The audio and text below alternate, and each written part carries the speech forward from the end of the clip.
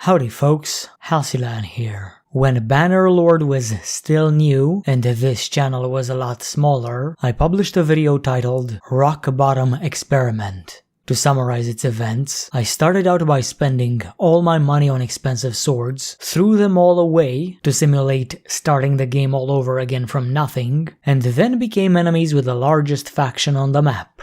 After being dragged as a prisoner by 50 different war parties, I eventually reached Stygia, my designated safe space, fought in the arena, got a bit of money, made some trades, and once I reached 10,000 dinars, I declared that it is indeed possible to recover after hitting rock bottom. But what if the starting scenario was even harsher? What if, in addition to having literally nothing, not even skills, the entire world was hostile? Well, that's just the life of an average looter or mountain bandit, and now I took it upon myself to share in their daily struggle and see how it's like trying to scrape together a living when you're stuck at the bottom rung of Calradian society. Welcome to the Bannerlord Raider experience. Most people are the heroes of their own stories, but Ukzug, despite outward appearance, is not lacking the self-awareness to realize that he will be a villain. A monster who will set the world on fire for nothing more than a stick of butter. So let's talk about character creation. The culture I picked for him is Battanian, because when you're constantly on the run from the authorities, you need a reliable way to make your escape through the forests. Then I created a man whose face is enough to provoke a war declaration and proceeded to pick his background options, where I focused on stats rather than backstory. I would have loved to get a nice balance of vigor, endurance, and cunning, but I needed to max out my athletics skill, for reasons which will be made clear throughout this video. With all this in place, it was time to set up my scenario. The setup took about an hour, but it could have been done in less than 10 minutes. You see, the easiest way to declare war on the entire world is to travel to each region, wait for a group of peasants to wander by, catch up to them, demand they give you all their money, and when they inevitably refuse, attack them. You can then retreat and proceed to the next region without killing anyone, but I was a bit of an overachiever at this stage because it made sense for Ukzug to murder at least one man from each country to give the world a real reason to hate him besides the unfortunate face. But I also didn't want to waste too much time, so my goal was to simply shoot at the peasants until my quiver ran dry, and if I didn't defeat them, simply leave the loot behind and make a retreat. I did not need loot, just red paint, because everyone knows red ones go faster. My first encounter was with villagers from the Southern Empire, and it was one of my only victories in this stage. After headshotting half of them, the other half got scared and ran away.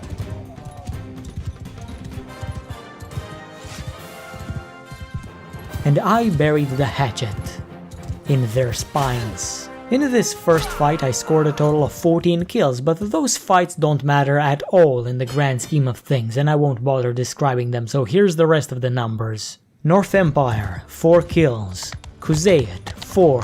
Stygia, 6. Battania, 2. Western Empire, 10 and a victory. Aserai, 4 kills, and finally, Vlandia, 25 kills and a victory. So basically I went on a worldwide murder tour, stacking bodies and getting that red paint I wanted. Oh, and I've done the math. Ukzug killed a total of 69 villagers. That's not very nice. After this it was time to unburden myself of my earthly possessions, so I went to a nearby village, spent all my money on random stuff, and then I threw everything I owned on the ground, including my civilian attire. With this done, I now had no gold, no food, and no gear. But that wasn't enough, I still needed to free myself from my, freedom, to get that Bethesda Games intro. Since nobody would willingly take me, I pitched a tent outside the city of Charas and gave the guards a sight they'd never forget. A naked man with a green face, screaming at the top of his lungs, "You are being besieged!" After no more than 5 seconds, the entire garrison of 300 men mobilized against the threat. A bit overkill if you ask me, but from their perspective, this is a creature that killed 25 of their citizens single-handedly, so they'd rather be safe than sorry. Anyway, I tried my best to survive the Vlandian onslaught, and I did. for a grand total of 19 seconds. After that I was thrown into the dungeon, patiently awaiting my execution. My execution of this challenge, of course. And so it begins. I now have 0 dinars, 0 influence, 1% health, 0 soldiers, 0 food, 0 morale soon enough, 0 friends, 0 freedom, and 0 tolerance towards my presence on this continent. Whatever rock bottom my previous challenge was, Ukzag managed to dig even deeper. On the bright side, there's nowhere to go but up. After just a couple of days in the can, Ukzuk made his escape, but before he set foot in the sunlight, I needed to finalize his training. I ceremoniously dismissed all the war notifications, and then spent some time looking at the skills he developed during his initial genocidal episode. First I took perks for stronger horses, faster walking, and more Daka. As for the focus points earned during my rampage, they were assigned to roguery, leadership, stewardship, and one-handed. This information is only here in case you're taking notes for a bandit playthrough of your own, otherwise it's an irrelevant detail. As soon as I stepped out of the dungeon, I ran into several problems that had no easy fix. I'm gonna need money, weapons, horses, soldiers, and a way to survive in this harsh land, but first of all, I require food to regain my fighting condition. Unfortunately, my options are rather limited because in my current state, there's only 2 methods to obtain food, and one of them is quickly becoming unattainable due to my rapidly dwindling health. Starving tends to have that effect. Anyway, my only true method of getting some grub is to head over to a war zone and do some scavenging. Scavenging? What mod is that? No mod, dear child. I haven't bothered installing mods even once in the 800 hours I spent in this game because I prefer playing on the latest version. But there is no scavenging in this game, you might say, and you're right. But you'll see what I mean as soon as we get to Sturgia, because the Vlandians are waging war over there, and perhaps I can be a little vulture and snatch me a tasty morsel. But that is easier said than done, because along the way, there's a lot of ill-mannered individuals who think it's appropriate to chase a man in bikinis and ask him for a handout. In an attempt to avoid the unwashed hordes of looters, I rushed into the nearest forest, intending to move through it until I reached my destination, and that worked well for a few seconds, until I eventually found myself surrounded by the local wildlife. Since I had no spare change to give them, they simply abducted me and decided to sell me to the local circus they just escaped. But while traveling with my new friends, I noticed that my health started to regenerate. That is because an unspoken rule of Calradia that even the scum respect is feed your prisoners. And just like that, I found a third method of regaining my health, albeit not a very reliable one. With my newfound knowledge, I escaped and ran through the forest trying to reach Sturgia, but halfway through Botania, one of the locals caught up with me and took me with her. I don't know what she wants besides my company because I have nothing else to offer but a pair of brown drawers and whatever's underneath them. Apparently that was enough for her and our relationship was evolving rapidly, seeing how not even one day later she introduced me to her parents and together we went to visit some friends of the family. You see, while I was busy getting captured, the Botanians were busy declaring war on the Northern Empire and they offered to take me along for the ride. Perhaps I wouldn't need to travel to Sturgia anymore. Perhaps I can solve my food situation as soon as I escape from the Botanians' clutches.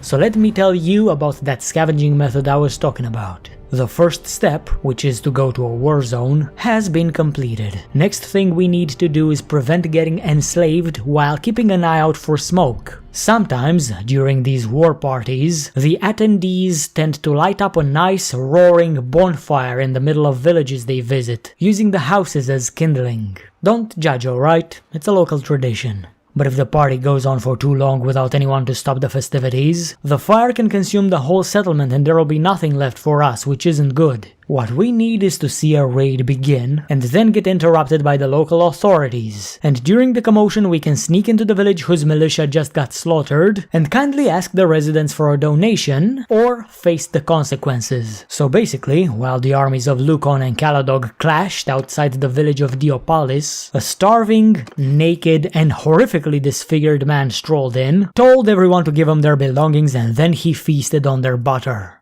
Taking pity on a starving wretch, they also generously offered a few sacks of grain, but I couldn't carry it all, so I sold it back to them for a total of 45 schmeckels. Of course, that didn't go as smoothly as I made it sound. In fact, I skipped the part where I got captured by looters a couple more times, but those were uneventful trips, not really worth mentioning. Anyway, with some butter in my system and 45 gold coins in my prison wallet, I solved my biggest problem. I was no longer starving, and in just a few days I'd soon be back on my feet and able to put up a fight.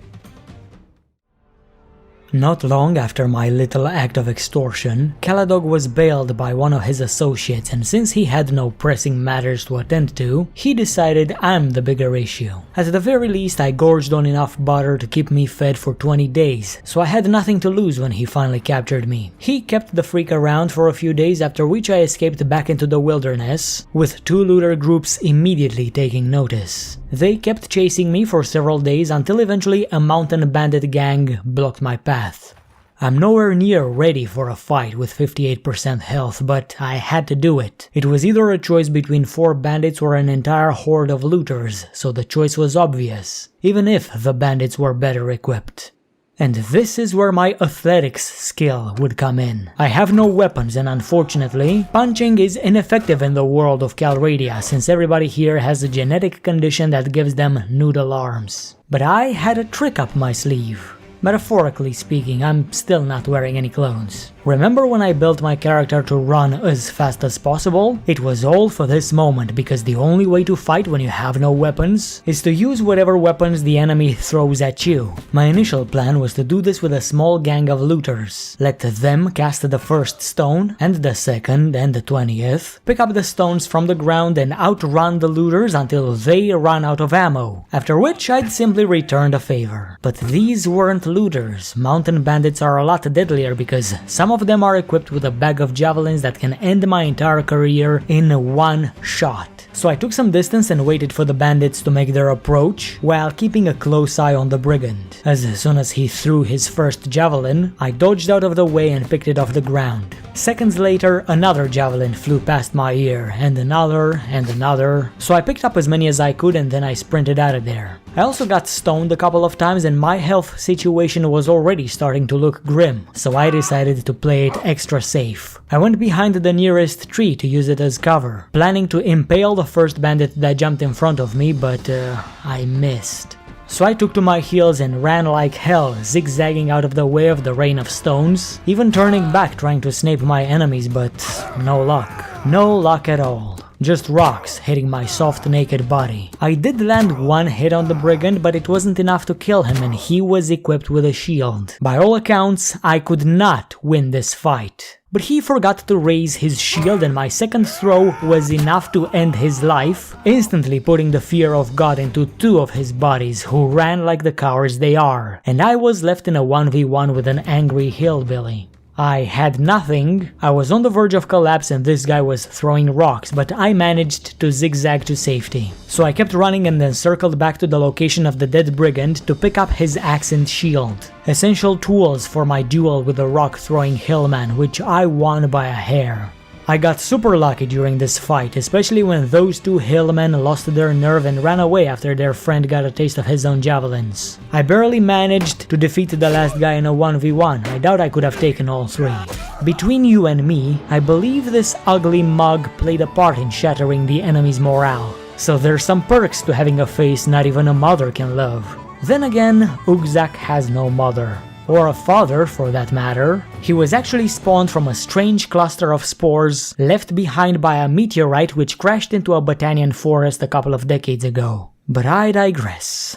After that fight was over, I was hoping I would get to loot the brigand's axe and shield, but for some reason all I got was a spear and a pair of trousers. Still good enough. If I obtained a horse, I could put the spear to good use. Thanks to this victory, I finally had some clothes, a weapon, and 132 dinars. I found 87 of those in the pockets of the pants I just looted. With my newfound wealth, it was time to make my way to a stud farm and purchase a cheap sumpter horse if I can afford it. So I kept going through the forest until I eventually reached the village of Fazos, where the cheapest horse cost 122 dinars. So I spent all my money on that horse as well as a sack of grain, and now I was really ready for a fight. Not anything big, mind you, but I could probably defeat groups of 5 to 6 looters all by myself. So I started keeping a lookout for looter parties that are small enough for me to deal with, and eventually spotted a mob of 7 being chased by Arion. In case you don't know, this Arion feller belongs to a minor faction which I did not bother declaring war upon. It's a waste of effort to chase every single one of the minor clans and declare war on them, because more often than not, they're employed by the big factions anyway, so they'll be red most of the time. But when they aren't, that just brings me a moment of respite.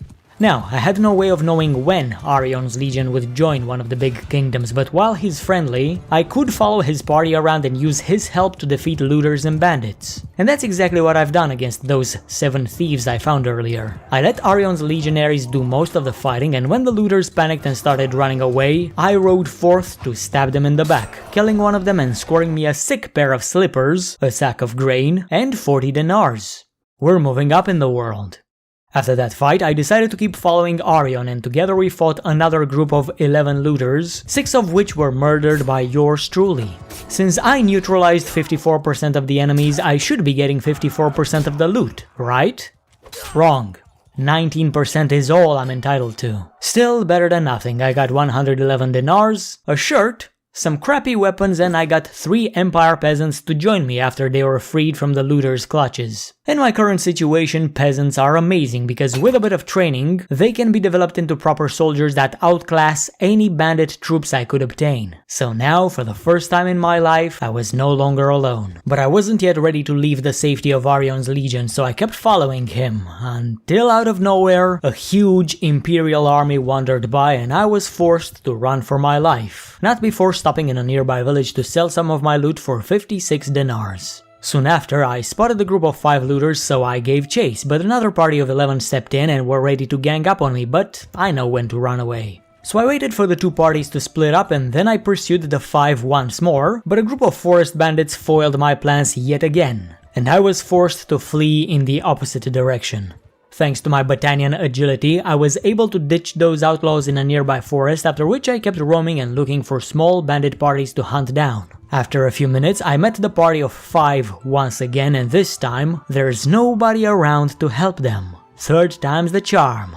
I could have made my peasants fight, but I didn't want to put them in danger, so I told them to move further away from the looters, while I ran circles around these guys, stabbing them with a spear. After killing 2 of these looters, the remaining 3 lost their nerve and tried running away, but you know how that goes. So in the end I claimed 100 gold, a bit of extra food and some looter gear which I was going to sell in a nearby village for about 50 coins. So now I had a semi-reliable way of obtaining money and food, but I still have a long way to go before I can consider myself a proper raider.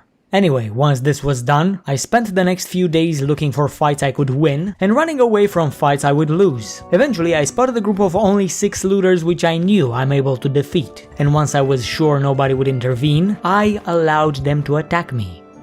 Big mistake. This fight wasn't any different from the last one. I ran circles around the looters, jabbing my spear into their brains, and once their morale broke, I kept attacking. This time, using a mallet I've taken from a fight just like this one. And I bonked them, one by one, took him prisoner, and I'd wait for their offer to join my warband. This was going to be my main form of recruitment, at least early on. At some point, I also ran into a group of mountain bandits and I got myself a shield, but the fight itself wasn't anything special, so I'm not gonna talk about it. What followed afterwards was a long series of fights against small bandit parties which were no different from the ones I've already described. After each fight, I claimed the loot, captured the ruffians and recruited them into my warband. Slowly but surely, my party grew and so did my wealth, but I did not hold on to money for long. I'd always invested into proper mounts in order to maintain my party's mobility because I could not, under any circumstance, fight any actual soldiers, so I needed to be able to outrun them. Then I decided to sneak into the city of Amatatus and visit the tavern, but the guards spotted me and threw my ass in prison, and this should have taken me back to square one, but for some reason, my crew patiently waited for me to be released, without consuming any of my food or asking for their wages. In addition to that, most of my prisoners offered to join me, and for the first time, I had a full squad of 20 men. 2 of the villagers I rescued earlier also completed their training and became veteran archers, which I was hoping to train into Busalari, but war horses aren't exactly easy to obtain in my current situation. As soon as I escaped the prison of Amitatis, I proceeded to the next stage in my ascension to raiderhood. I started attacking groups of farmers that were trying to supply their towns with goods produced in their villages. Most of the time I'd wait for them to sell their wares into town and steal their money, but if they carried particularly valuable cargo, such as horses, I'd try to catch them before they got to the city. Many of my looters died in these attacks, but many other villagers got bonked, captured, and conscripted into my ever-growing horde. And unlike the looters, the villagers can be taught to use their opposable thumbs to operate proper ranged weapons, and eventually, most looters were phased out of my warband in favor of peasants. Now, in these attacks it was enough to simply defeat the peasants and I'd get a nice share of the loot. Sometimes even actual horses. But the difference between an amateur looter and a professional raider is that the pro knows how to squeeze more out of his victims. So if the fight was won and enough villagers survived the onslaught, I would allow a couple of them to escape the battlefield with their lives, and then immediately catch up to them and make them the same offer as before: your money or your life. Since I've already demonstrated my proficiency at taking lives, the two survivors would almost always choose the former. Especially given the fact that they no longer had the numbers to stand up to me. In one particular example, I've managed to extort 460 dinars from the sole survivor of my attack. If I killed him, I would no doubt have had to share that money with the rest of my crew. Not that it matters, most of the money I earn goes back to my fighters in the form of the daily wage I'm paying them.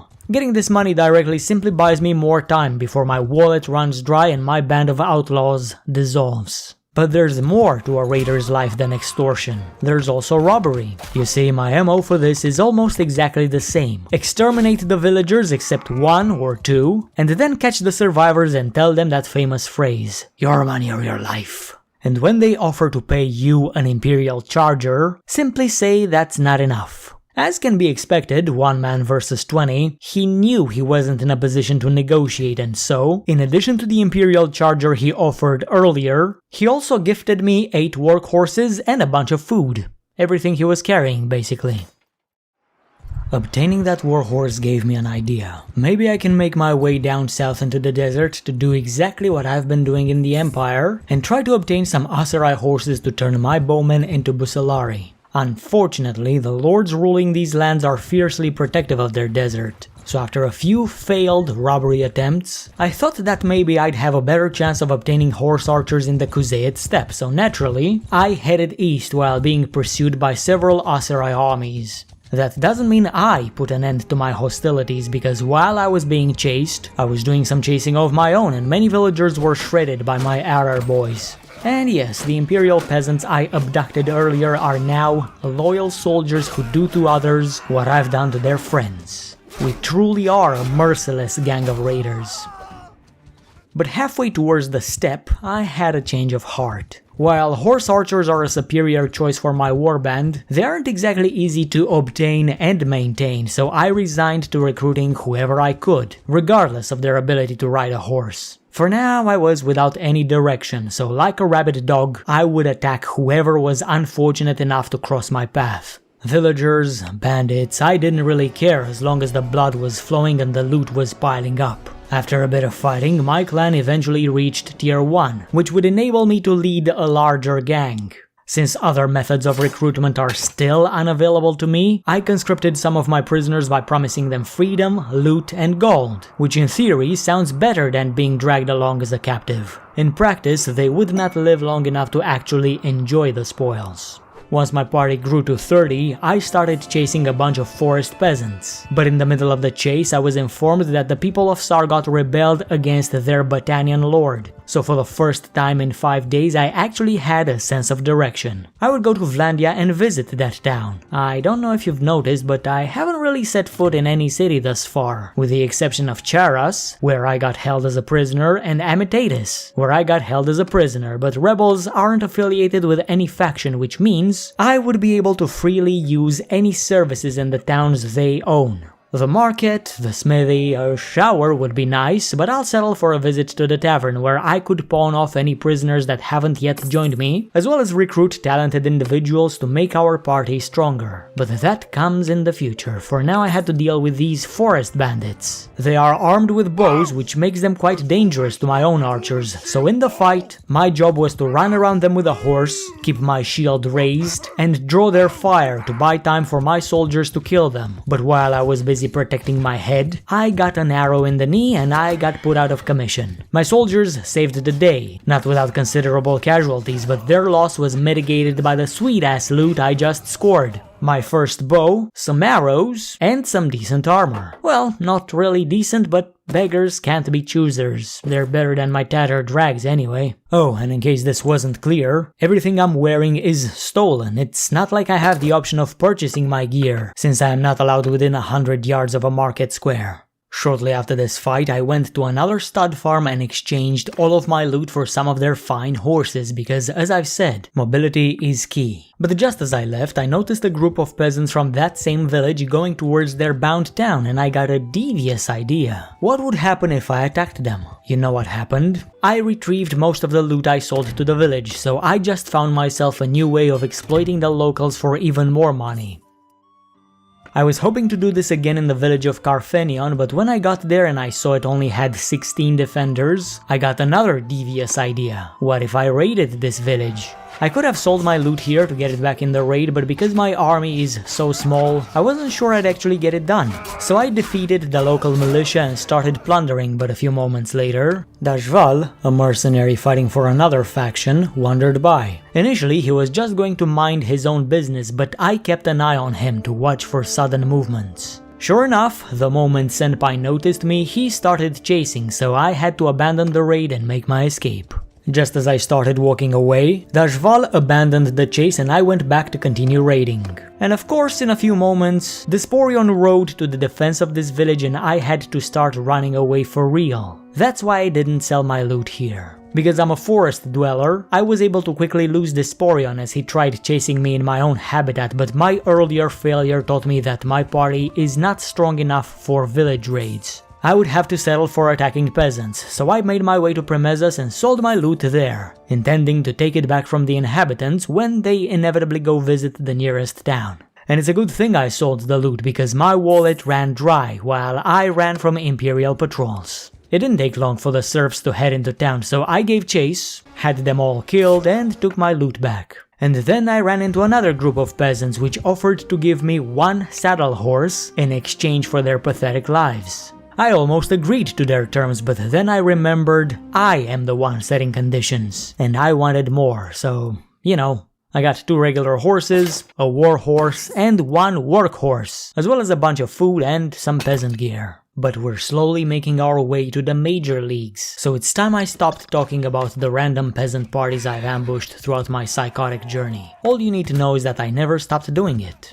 Immediately after stealing those horses, I realized I'm gonna need more people in my party in order to conduct larger raiding operations. So I stopped in a nearby town where I kindly asked the local notables to contribute a few fighters to my cause. A reasonable demand, I think.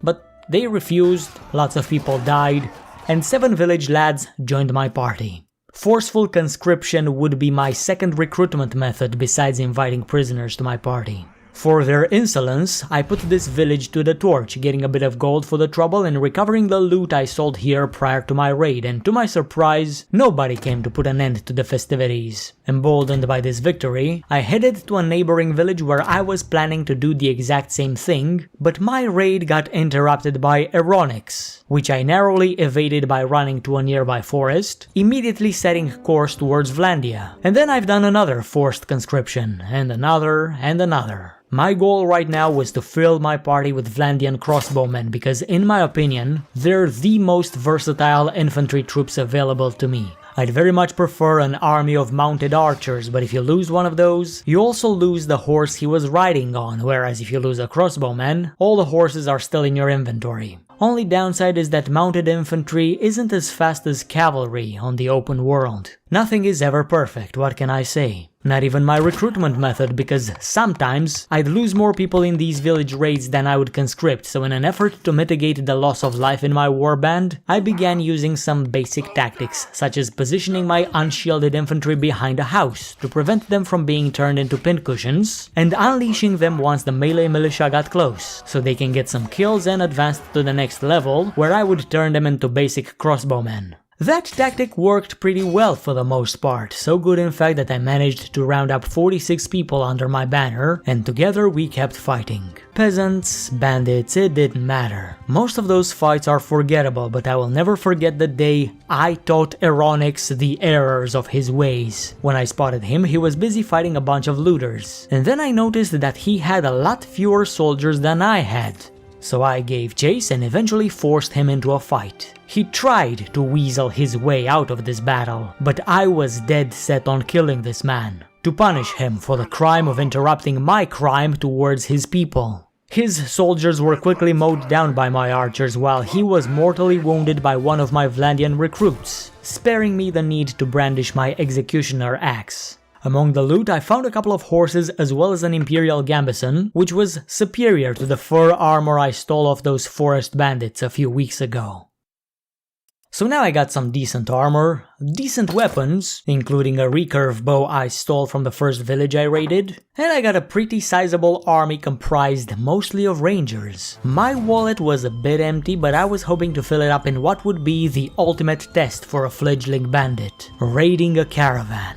Since I had no cavalry, I couldn't even hope to chase a caravan, not even through a forest where I'm naturally faster. So I've done the only thing that I could, positioning myself right on the border between the Aserai and the Western Empire, on this natural bridge uniting the continent of Calradia with the Nahasa Desert. In geographical terms, I believe this is known as a cape, and since this is where I'll be staging most of my raids against Aserai caravans, I guess that makes me the Caped Crusader. So anyway, I stationed my party in here and I simply waited. Before long, a couple of caravans showed up, and if they had a bit of common sense, they would have managed to make their escape, but in their panic, instead of running east towards freedom, they ran west and got stuck in this tiny peninsula, becoming easy targets for my raiding party. Well, if I chased them normally, they could have wiggled their way out of this, but I knew how to maneuver, and I positioned myself in front of them. And then I made them the very same offer I made to all the villagers I met throughout my journey. Your money or your life. Their response was,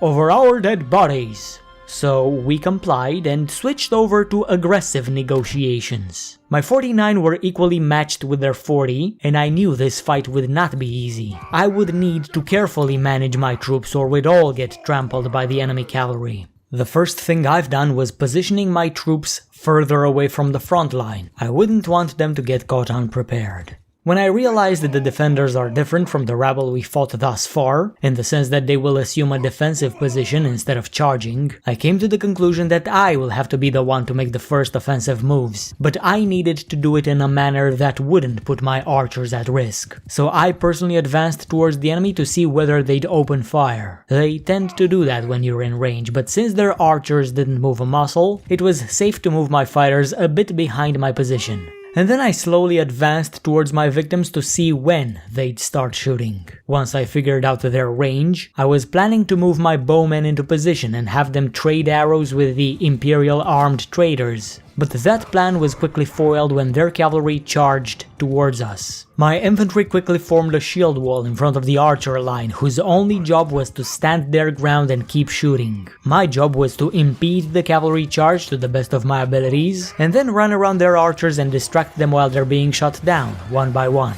And because I learned from past mistakes, this time I kept the shield somewhat lowered to protect my legs. Unfortunately, I could not protect my horse, who quickly fell to the enemy's arrows. All I could do now is trying to fight the archers one by one, on foot, and I could get shot at any moment, which eventually happened after killing a single archer. I've fallen and I couldn't get up, but I could still see the rest of the traders running away in fear after 2/3 of their force got a lethal dose of wood in their systems. And even though I couldn't stand up, the day was won and our first caravan raid was successful. Well, somewhat. I got 10 prisoners and 1,100 gold, which is exactly 10% of what the caravan was carrying. I also got a bit of loot, several mounts and a few workhorses, but the caravan was not destroyed, which means I could get even more loot out of it. When I caught up with the survivors, I made them the same offer as earlier, and this time they were willing to offer me a bit of money to let them go. 870 dinars. But extortion is not profitable when you have 35 people to feed, so we moved on to robbery, which they declined.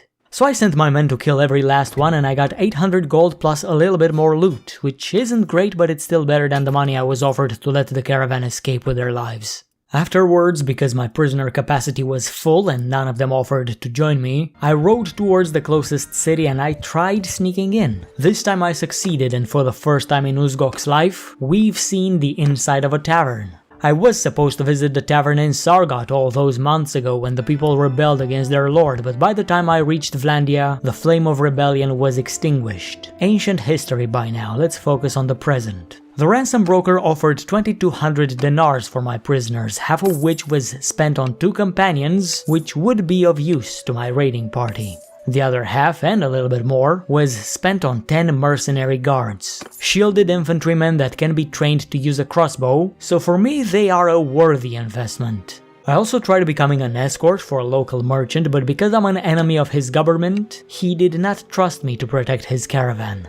I probably would have protected it, you know, maybe. Most likely not, since I'm a raider. Anyway, when we left the city, I spent a few days fighting more looters, extorting villagers, and conscripting more men into my gang, and once my party was full, I set off on raiding another caravan. MO was the same. Ride to the Aserai Imperial border, wait for victims, herd them towards the peninsula, ambush them on their way out. First, I've checked their inventory to see if it's worth the trouble, and when I saw 10k and an Aserai horse, I decided to take it all by force. This time I greatly outnumbered the defenders, but the fight wouldn't be any easier. Because it wasn't much different from our last caravan raid, I won't go into details, but this time we've taken even more casualties than before. Luckily I wasn't among the wounded, and I could ride forth to kill some of the fleeing enemies to make them easier to rob. When the battle concluded, I got 986 dinars, which is exactly 10% of the 9,868 gold they had when we checked their inventory. I also got a good amount of loot, including a fine steel spear which would become my main melee weapon to use from horseback. As with the last fight, I chased the survivors who offered 848 dinars for their lives. But as you can expect, I declined that offer and got 888 dinars from their cold dead hands, along with a large bag of loot.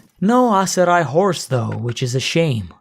After this raid, things got a bit repetitive. You know how it goes. Hunt bandits, extort peasants, attack villages, conscript more soldiers. After doing this for a while, my clan eventually reached tier 2, which would enable me to field an army of 80 reavers, and so I kept doing things to increase the size of my army and maintain my financial stability. One of the looter parties I encountered even had a nice surprise for me. They somehow managed to raid a caravan, so not only were they laden with loot, but they were keeping the mercenaries captive, and since their caravan was gone, they were out of a job. So I hired these caravan guards, of course, and together we continued doing the grindy stuff that raiders have to do in order to not only survive, but thrive in a world that hates them.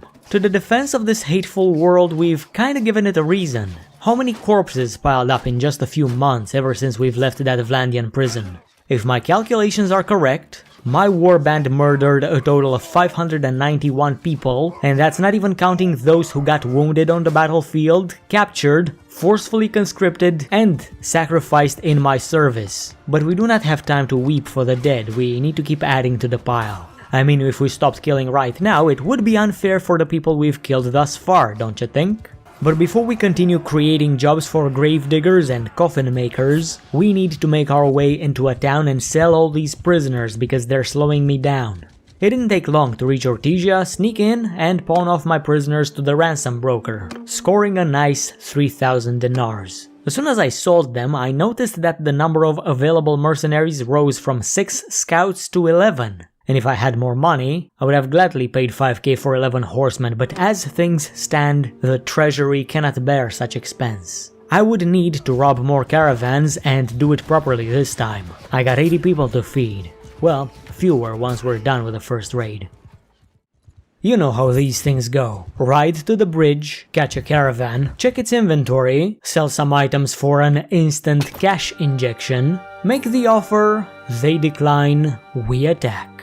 And because my raiding party is at full force, let me tell you how this battle went before we wrap things up. So what do I mean by full force? Well, I had 80 soldiers ready for battle, 47 archers, 8 horsemen, 25 footmen. The archers are obviously the backbone of my warband. Everyone else's job is to protect them. But this battle was extremely confusing because as I moved my soldiers closer to the enemies, they started behaving erratically. Archers in one place, cavalry in another, so I did the logical thing and told my bowmen to move in range and open fire. But just as my boys mobilized, the enemy cavalry initiated a charge, so I scrambled to protect my archers and told everyone to assume a defensive position. But that wasn't necessary because the enemy feigned their charge while their archers did something, I don't know what exactly.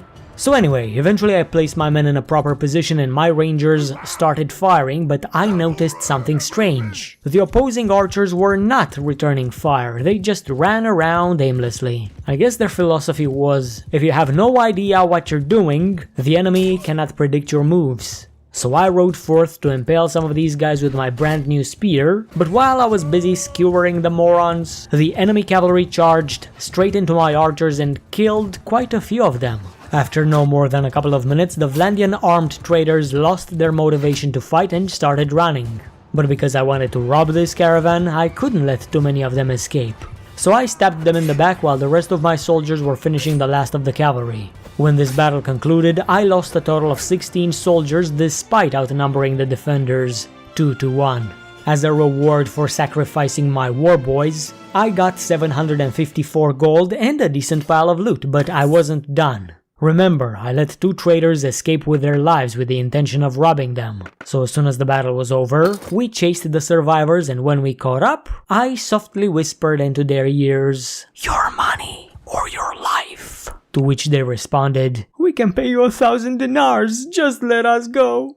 Not enough. They realized that they couldn't possibly fight me, so I took everything that they managed to salvage, mainly the 6,700 dinars and the trade goods they were planning to sell for profit. Now, the loot doesn't really matter, but 7,000 dinars in one robbery is big, so obviously this is the most reliable way to make money as a raider. Under normal circumstances, from what I've noticed, after each battle you're entitled to 10% of the money and 50% of the loot. But if you successfully manage to rob a caravan, you get all the money and the loot directly. Well, not quite all of it. Only what the caravan has left after your first attack. To wrap things up, I set myself a clear, achievable goal. Reach 50,000 dinars. Because the payout of literally everything else is pathetic, my plan was to keep robbing caravans until my goal is met. Since there were already plenty of caravans moving from the south, I simply allowed them to progress a little bit on the continent, and then I scared them into running into that tiny peninsula where they're stuck between a rock and a hard place. Am I the rock or the hard place? It doesn't matter. What matters is that the next caravan received the very same offer as everyone else throughout this playthrough, and at first they refused. But because they were carrying 11,000 dinars, I could not just let them go. At first I sold a bit of loot to them, since I was going to get half of it back. And then we attacked. It was a battle like any other. Archers were shooting, infantry was protecting them, and the cavalry was attacking weak spots. Eventually the enemy routed, and I made sure only a few of them could make their escape, so that they're easier to rob. But when I caught up to the 3 survivors, they didn't even offer to pay me a bribe to let them go. They instantly chose death before dishonor. When I saw their grit, I changed my mind. I would not rob them because they simply said no. So instead I traded with them and sold whatever I stole from my last caravan raid, getting a nice 6.5k from them. And then I ordered my men to kill them all and took half the loot for myself, and with this move I was already halfway towards my goal. I know what I have to do, and I also have the strength to do it. So I allowed a couple more caravans to cross the bridge, and I noticed one with only 27 defenders. Because I was slowed down by all the loot I was carrying, I decided to play this one a little different. I sold them stuff until they ran out of money, got 10k, and then I attacked them, easily getting half of my loot back. But in this battle, I got heavily injured and so did most of my men, so I could no longer act like a dickhead. There was another caravan here, with 28 men which I would have attacked under normal circumstances, but I was unable to perform, and if I sent my men to fight this battle on their own, they would have probably lost, so I resigned to just selling my loot to these guys and letting them go in peace. And just like that, I got another 10k, and I was only 5,000 dinars away from my goal. I could have probably waited for my health to restore and raid another caravan, but why bother doing that when I have prisoners to sell? So I went back to Artesia, snuck in without a problem, and sold the prisoners to the ransom broker for the price of 4,000 dinars, reaching 49k. Just 1,000 more and I'll have achieved my goal. But I didn't feel like raiding a caravan, so I kept my eyes peeled for easier targets. Eventually, a party of 55 peasants wandered by, and because they were moving at a snail's pace, we caught them. First, I inquired about what they were carrying, and their stuff was valued at 2.7k, but I wasn't going to pay the gold price. I would pay the iron price for these items. And so we slaughtered the villagers with very little effort, allowed 2 of them to escape,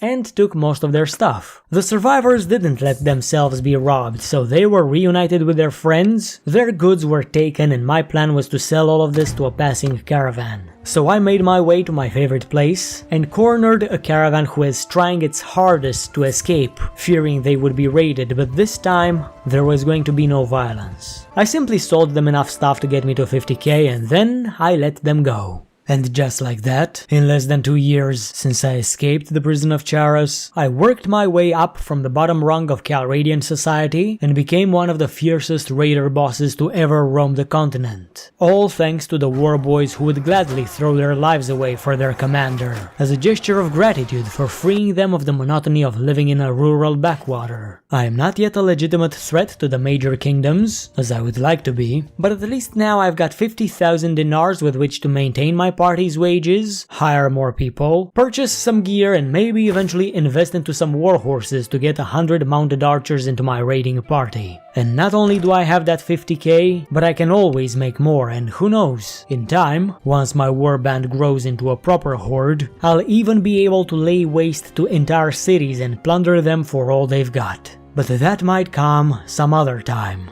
in a proper playthrough series featuring another character inspired by Ukzug's exploits. This was a one-off kind of video, and in the interest of saving time, I had to skip many details that could only fit in an episodic format, such as my Trader Stories campaign. If I were to do this in a playthrough series, it would have probably taken Ukzug 5 episodes to get to where he is right now. But as you can see from this list of my most watched videos, episodic content is not great for channel growth, so it's kind of a bad idea to dedicate another 6 months of my life to a Raider Stories campaign that starts out strong but loses 50% of its audience after the first episode and 80% by the last installment. I think it's much wiser to focus my efforts on videos that have a better chance of being watched, such as compiling all the info I shared today, and even more, into a Raider guide for Bannerlord. Chances are I'll still make this Raider Stories campaign, but if I do, it's going to be low priority, something to work on when I have no better ideas. But if by some miracle people have enjoyed this video to the degree where it gains 20,000 likes, then I will leave all my projects aside to focus on making this series. Anyway, other than the Raider guide and this hypothetical playthrough, I got a couple more Bannerlord projects to work on which might take me a while, but afterwards, I don't really have any idea what else I'm gonna do. I was hoping Cyberpunk would get my channel noticed by more people, but we've seen how that turned out, so I don't know. I don't know anything other than the fact that I appreciate you guys who are regularly watching my videos, liking, subscribing, and doing all that awesome stuff, and I hope to see you all next time. Goodbye for now.